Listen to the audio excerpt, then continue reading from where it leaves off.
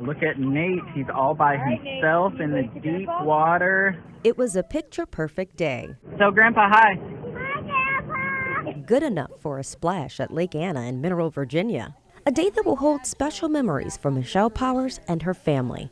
But that night, that's a different story. I was in pain. And a lot of it. They were stop me in my tracks, bend over, intense cramping, and I thought, this is terrible. In the midst of all the fun and the sun, drinking enough water may have slipped her mind. It's easy when you're floating in the water to forget to hydrate because you're surrounded by water. Why would you think to drink it? For the average person, this may leave you thirsty. But if you're pregnant like Michelle, dehydration can lead to Braxton Hicks contractions, which are excruciating and usually mistaken for true labor. It's one of several issues that send pregnant women to the emergency room before their due date, especially after being exposed to summer heat.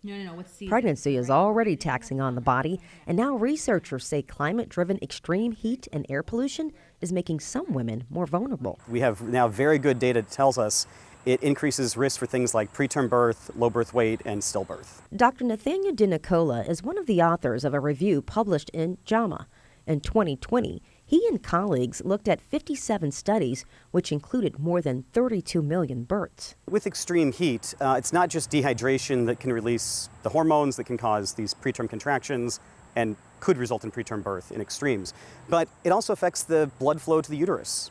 So it's reduced with extreme heat, and that affects the placental fetal exchange, just how much nutrient and oxygen the baby sees. And so we see things like low birth weight. Numerous studies have also found that African American women are at a higher risk for these factors. The very air a pregnant woman breathes can also be critical to her care. A study published in the National Institutes of Health found that carbon monoxide, cooking smoke, and particulate matter were associated with the higher risk for stillbirth and miscarriages. Particulate matter, also known as PM 2.5, is extremely small and can be inhaled, causing lung irritation in anyone. But it's even more concerning for pregnant women. It's biologically active in the placenta, and as a toxicant, it can just disrupt things. So it can interfere with, again, like the proper placental fetal exchange of oxygen and nutrients. It can create inflammation. Is that maybe the sun? Yes! Yay! While this news may sound troubling, Dr. DeNicola says it doesn't have to be all doom and gloom. He says there are ways around this, like avoiding extreme heat, staying hydrated, having access to air conditioning, and avoiding prolonged activity outdoors when air pollution levels are high. Go for it. Have a great time. As for Michelle, Go for it, go for it, go for it. Whoa!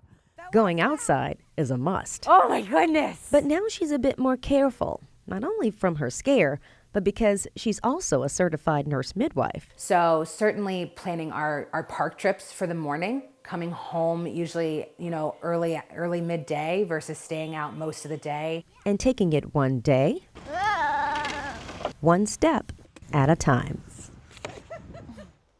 And Dr. DeNicola says this topic is still relatively new to the medical community. He says on average, it takes up to 17 years for new data to start being implemented. And he advises pregnant patients to talk to their doctor about these concerns.